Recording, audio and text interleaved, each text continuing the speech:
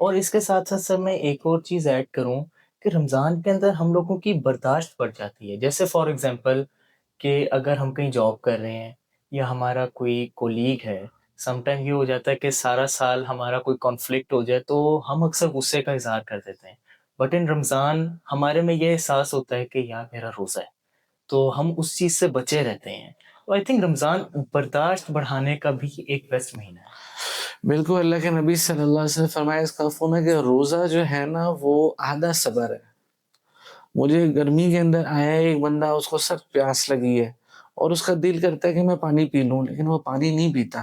اس سے اس کی آٹومیٹیکلی برداشت بڑھتی ہے. ایسے ہی ایک آدمی کو بھوک لگی ہے لیکن وہ کہتا نہیں ابھی افطار میں 2 گھنٹہ پڑا ہے، میں نے ابھی نہیں کھانا، اور وہ اپنی بھوک کو برداشت کرتا ہے، ٹالریٹ کرتا ہے. یہ برداشت اس کے اندر آتی ہے. اور رمضان کا مقصد یہی ہے کہ ہم اپنے اندر برداشت پیدا کریں، کیونکہ سارے مسائل کے جو آپ سمجھ لیں کہ جو برائی کی جڑ ہے یا معاملات کی جو کور پرابلم ہے نا، وہ معاشرے کے اندر لڑائی جھگڑا ہے. بالکل. جس معاشرے کے اندر لڑائی جھگڑا ہوتا ہے نا، اس معاشرے سے اللہ کی رحمتیں اور برکتیں اٹھ جاتی ہیں. سو اسی حوالے سے سر ہمیں تھوڑی ٹپس بتا دیں کہ ہم اپنے اندر برداشت کس طرح پیدا کریں.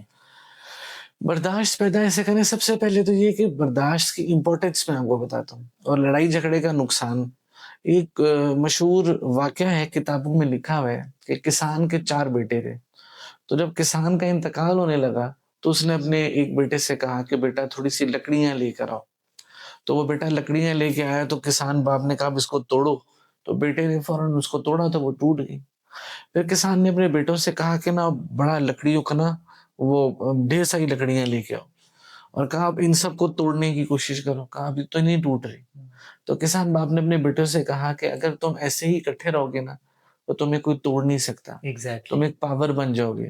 اور اگر تم آپس کے اندر لڑائی جھگڑا کرو گے اور ایک دوسرے سے الگ ہو جاؤ گے تو پھر تمہاری مثال الگ الگ ہے، پھر ہر کوئی تمہیں نقصان پہنچائے گا. ایگزیکٹلی. اور ہمارے ویورز اس بات سے ریلیٹ کریں گے کہ بچپن میں یہ سٹوری تو ہم 10/10 مارکس کے لیے لکھتے تھے، بٹ اس کے اندر جو مورل چھپا ہے it's really a life lesson, اور اگر ہم اسے فالو کریں تو it's really an helpful lesson for us. Exactly ایسے ہی ہے. اور جو ہم نے بات کی کہ رمضان میں اپنے اندر برداشت کیسے پیدا کریں، سب سے بڑی چیز جو برداشت پیدا کرنے کی ہے، ایک تو وہ یہ ہے کہ ہم رمضان کے بعد جو فاسٹنگ کا پروسیس ہے اس کو کنٹینیو رکھیں. اللہ کے رسول صلی اللہ علیہ وسلم ہر مہینے کے اندر آپ نے وصیت فرمائی کہ 3 روزے رکھا کرو. ٹھیک ہے. اور خود آپ علیہ الصلوۃ والسلام وائٹ ڈیز آف مون جو ایام بیز ہوتے تھے 13 14 اور 15 اس کا روزہ رکھتے تھے. منڈے اور تھرسڈے اس کا روزہ رکھتے تھے، پیر اور جمعرات کا. تو ان میں سے کوئی ڈے ہم سلیکٹ کر لیں اور پورے مہینے کے اندر 27 ڈیز خوب کھائیں پیئیں. اور جو 3 دن میں نے آپ کو بتائے ہیں وہ بھی ہم کھائیں پیئیں، صرف اس میں تھوڑا سا ٹائم سپین آگے پیچھے کرنا ہے. چلو اگر صبح نہیں اٹھ سکتے تو رات کو کھا کے سو جائیں، یا رات کو 2-3 دفعہ ہم اکثر اٹھتے ہیں تو فریج میں تھوڑا سا کھا لیں، ہم اس کا پلان کر لیں. اور جو ہم نے دوپہر کو کھانا ہے اس کی جگہ ہم ایک ہی دفعہ مغرب کے ٹائم کھا لیں. تو اگر آپ اپنے سال کے اندر ایٹ لیسٹ ہر منتھ 3 ڈیز جو روزے کی ترتیب ہے اس کو اگر ہم قائم رکھیں گے نا تو ہمارا جو برداشت والا لیسن ہے نا وہ ریمائنڈڈ رہے گا.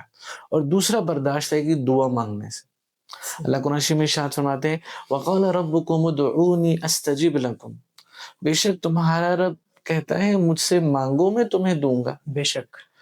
اب ہم اللہ پاک سے اس رمضان کے اندر ایک ہیبٹ بنائیں کہ میں نے گھڑی سے دیکھ کے روزانہ کم از کم 10 منٹ دعا مانگنی.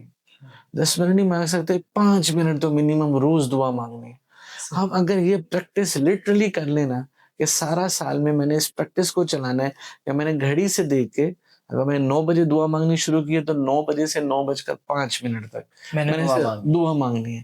اور اس دعا کے اندر اللہ سے برداشت کو مانگنا ہے کہ اللہ میرے اندر جو ہے نا برداشت کی صفت کو پیدا فرما. برداشت ایک صفت ہے، یہ کوئی پی ایچ جس طرح بیچلرز کی ڈگری ہے یا ماسٹرز کی ڈگری ہے وہ نہیں ہے، یا ہم نے سورۃ اخلاص یاد کر لی ہے، سورۃ الفاتحہ یاد کر لی ہے، ایسے نہیں ہے. برداشت ایک صفت ہے. اور جو انسان کوالٹی ہے جس کو کہتے ہیں کوالٹی ہے، اور اللہ تعالیٰ کے یہاں کوالٹی والے آدمی کی قدر ہے. جس آدمی کے اندر جتنی زیادہ صفات ہوتی ہیں نا اللہ پاک کے یہاں اس آدمی کی اتنی زیادہ قدر ہوتی ہے، ورث بڑھ جاتی ہے. تو یہ ایک صفت ہے. تو ہمیں اللہ سے صفت مانگنی چاہیے کہ اللہ مجھے اپنے غصے کے اوپر قابو نصیب فرما، یا اللہ مجھے برداشت نصیب فرما. اللہ کے نبی صلی اللہ علیہ وسلم نے فرمایا لیس الشدید بالسرع، بہادر وہ نہیں ہے جو پہلوان کو نیچے گرا دے.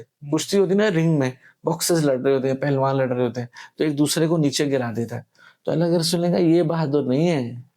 انما الشدید الذی یملک نفسہ عند الغضب، بہادر آدمی وہ ہے جس کو جب غصہ آئے تو اپنے غصے کو قابو کر لے. تو یہ اللہ کے رسول نے فرمایا. تو یہ مانگنے کی چیز ہے، جب ہم مانگیں گے تو پھر آئے گا. اور غصے پہ قابو پانے کے لیے اللہ کے رسول نے طریقہ بتایا. کھڑے ہوئے ہیں بیٹھ جائیں، بیٹھے ہوئے ہیں پانی پی لیں، وضو کر سکتے ہیں وضو کر لیں، اپنی پوزیشن کو چینج کر لیں، اس جگہ کو چھوڑ دیں، کیونکہ وہاں پر شیطان آ جاتا ہے. جہاں غصہ لڑائی جھگڑا ہے برداشت نہیں ہے، وہاں پر جو ہے نا شیطان آ جاتا ہے. اور جب انسان برداشت نہیں نہ کرتا تو اس کی پرسنالٹی بڑی سخت بن جاتی ہے. بالکل.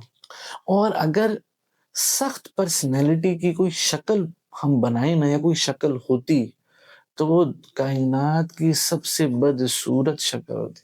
ایسا ہی ہے. اللہ قرآن شریف میں ارشاد فرماتے ہیں فَبِمَا رَحْمَةٍ مِّنَ اللَّهِ لِنْتَ لَهُمْ. اے اللہ کے رسول صلی اللہ علیہ وسلم، آپ پر اللہ کی رحمت ہوئی کہ آپ مزاج کے نرم ہیں. کن کو اللہ پاک کہہ رہے ہیں؟ اللہ کے رسول کو، کہ آپ مزاج کے کیا ہیں؟ نرم ہیں. وَلَوْ كُنْتَ فَظًّا غَلِيظَ الْقَلْبِ لَانفَضُّوا مِنْ حَوْلِكَ. اگر آپ مزاج کے سخت ہوتے، تندخو ہوتے، تو یہ جو آپ کے ارد گرد صحابہ بیٹھے ہوئے نا، یہ بھی آپ سے دور ہو جاتے.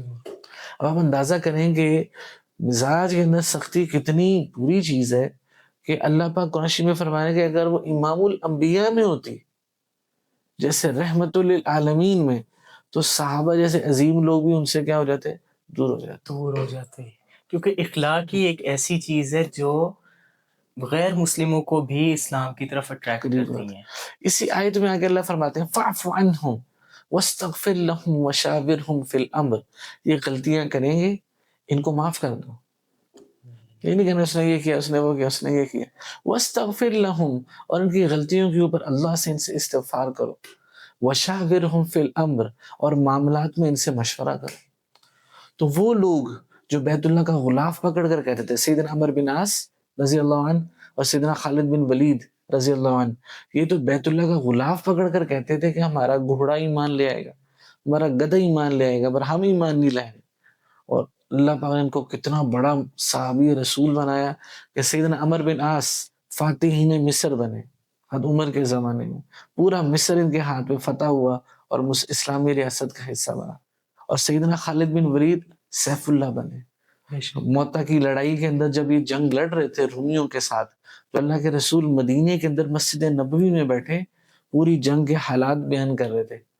تو سب سے پہلے مسلمان اللہ کے رسول نے سیدنا زید بن حارثہ کو امیر بنایا، تو رومیوں نے ان کو شہید کر دیا. اس کے بعد سیدنا جعفر رضی اللہ عنہ امیر بنے، تو رومیوں نے سیدنا جعفر کو بھی شہید کر دیا. اس کے بعد سیدنا عبداللہ بن رواحہ رضی اللہ عنہ امیر بنے، تو رومیوں نے سیدنا عبداللہ بن رواحہ کو بھی شہید کر دیا. اب مسلمان مشورہ کر رہے تھے کہ ہم کس کو امیر بنائیں. تو مسلمانوں نے حضرت خالد بن ولید کی بہادری کے چرچے احد کی لڑائی میں تھے. خالی بھی جنگ پیچھے سے آ کے مشرکین کو جتوا دی تھی، تو خالد کو امیر بناؤ. تو جب سیدنا خالد کو مسلمانوں نے امیر بنایا تو اللہ کے رسول مسجد نبوی میں بیٹھے پہ کیا فرما رہے ہیں، جس کا مفہوم ہے کہ اب اللہ نے اپنی تلواروں میں سے ایک تلوار نکال لی. اور یہ وہ شخص تھے جو کہتے تھے کہ میں ایمان نہیں لاؤں، میرا گھوڑا ہی مان لے گا، میرا گدھا ہی مان لے گا. یہ آپ کی برداشت، آپ کا حلم اور آپ کا اخلاق تھا.